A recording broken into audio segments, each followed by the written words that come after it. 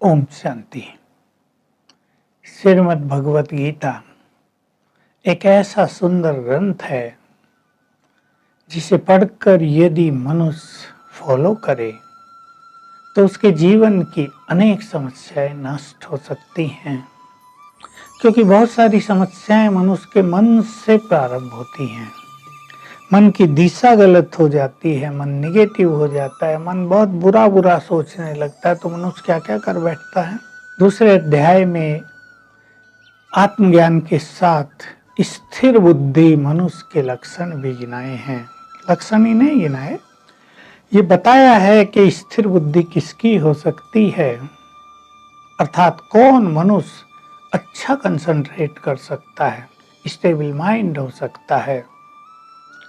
तो हम उसी पर चर्चा कर रहे हैं। बहुत सुंदर महावाक्य हैं कि कर्मेंद्रियों का रस जिस मनुष्य के पास है, अर्थात जो मनुष्य कर्मेंद्रियों के रसों में लिप्त है, वो एकाग्रचित्त नहीं हो सकता। अब देखिए, आंखें चारों ओर देख रही हैं।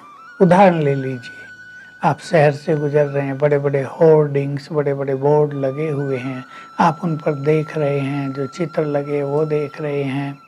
मन विचलित होता है, मन एकाग्र होगा ही नहीं। आंखें लगी हुई हैं भिन्न भिन्न चीजों देखने में, बहुत सूक्ष्म राज है उनके लिए जो योग साधना के पथ पर अग्रसर हैं, जो सन्यासी हैं या साधक हैं या ब्रह्मावत्स हैं, जो राजयोग का अभ्यास कर रहे हैं। अगर हम सारा दिन देहों को देखते रहेंगे तो मन विचलित होगा ही। इसलिए बहुत सारे सन्यासी आंखें बंद कर लेते हैं, लेकिन कर्म योगी आंखें बंद कैसे करेंगे? उन्हें सारा दिन कर्म करना है। फिर यदि आंखें बंद कर भी लें तो जब आंखें खोलते हैं तब भी चिंतन बहुत चलता है। ये नहीं कि मन की आंख कुछ देखती नहीं है, वो भी बहुत कुछ देखती रहती है। इसलिए हम क्या देखें और क्या ना देखें, इसका ज्ञान यदि हमें हो जाए और हम अपनी आंखों को दिव्य नेत्र बना लें, आत्मा को देखें। सब शरीरों के अंदर चमकती हुई आत्माएं हैं, ये हमें ज्ञान है। भले ही आत्मा को आंखों से नहीं देखा जा सकता, पर ज्ञान के नेत्र से हम समझते हैं हर शरीर को चलाने वाली आत्मा है। आत्मा ही चेतन शक्ति है। शरीर किसी को नर का मिला है, किसी को नारी का मिला है, किसी को सुंदर, किसी को सांवरा, किसी को काला, किसी का कद छोटा, किसी का लंबा, कोई मोटा, कोई पतला। ये तो देह की स्थितियां हैं, सब आत्माएं हैं। अगर इस पर ध्यान जाएगा तो मन स्थिर होने लगेगा। ये बहुत ध्यान दें सभी। तो हम देखते क्या हैं सारा दिन?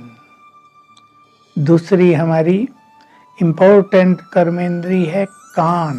अभी एक कान से हम सुनते हैं, लोग इन्हें ज्ञानेंद्रिय भी कहते हैं, जिनसे ज्ञान होता है। आंखों से भी ज्ञान होता है, कानों से भी, जीभ से, त्वचा से ज्ञान होता है, स्पर्श से ज्ञान होता है, लेकिन हम एक ही शब्द प्रयोग कर रहे, कर्मेंद्रिय। तो कानों से मनुष्य बहुत कुछ सुनता है, सब जानते हैं। अगर हम व्यर्थ सुनेंगे तो मन स्थिर नहीं होगा। जो कुछ हम सुनेंगे उन पर हमारा मन चलता रहेगा, सब जानते हैं।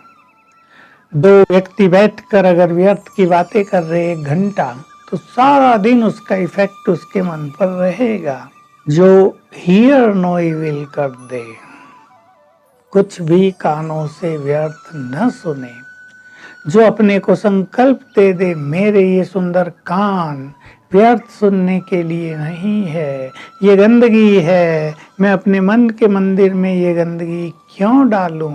जो ऐसा कर दे उसका मन स्थिर हो जाता है। तो कान बहुत कुछ सुनते हैं, कानों में हमारी आवाज आती है। आंखें तो चलो हमको न देखना चाहे न देखें, लेकिन कान तो खुले हैं, हर आवाज हमारे अंदर जाएगी। लेकिन जिस आवाज को हम महत्व नहीं देंगे, जिसको हम लाइटली लेंगे, उसका हम पे इफेक्ट नहीं होगा। भाई, हम रास्ते में जा रहे हैं अपनी गाड़ी से, 4 लोग लड़ रहे हैं, हम खड़े होके सुनेंगे तो नहीं। अगर सुन भी लिया तो उनकी अपनी लड़ाई है, हमें क्या लेना देना, हम आगे बढ़ जाते हैं। तो उसका इफेक्ट हमारे मानस पटल पर नहीं होता है। तो इस पर बहुत ध्यान दें, हम अच्छे से अच्छा सुने।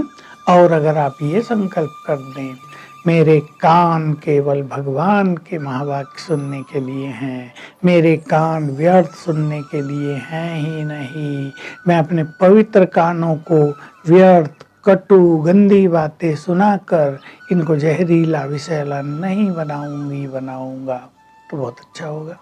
और कर्मेंद्रियों की हम चर्चा करें। मुख है, हम बोलते हैं।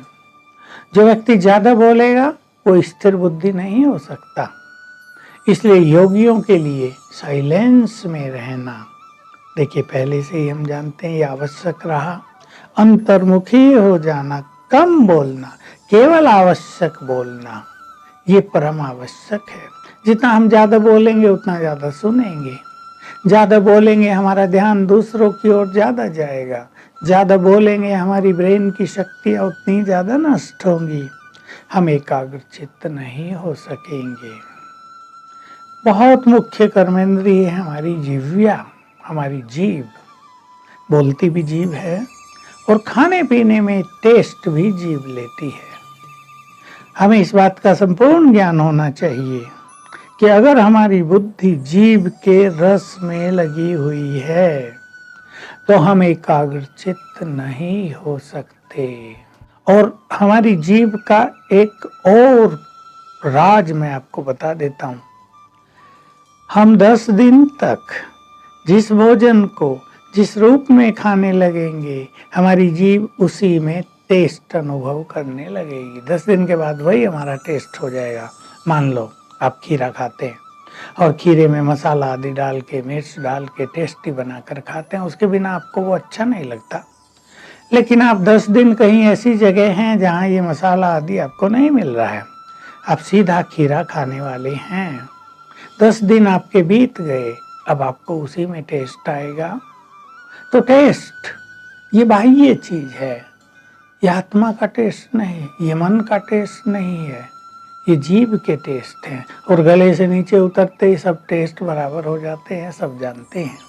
इसलिए जीभ के रस में लगे रहना, इससे भी स्थिर बुद्धि नहीं होगी। बहुत लोग लग जाते हैं, साधक लग जाते हैं, ऐसा भोजन चाहिए, ये नहीं चाहिए, वो नहीं चाहिए, ऐसा चाहिए, लाल मिर्च वाला चाहिए, किसी को कैसा चाहिए, इससे एकाग्रता नष्ट होगी।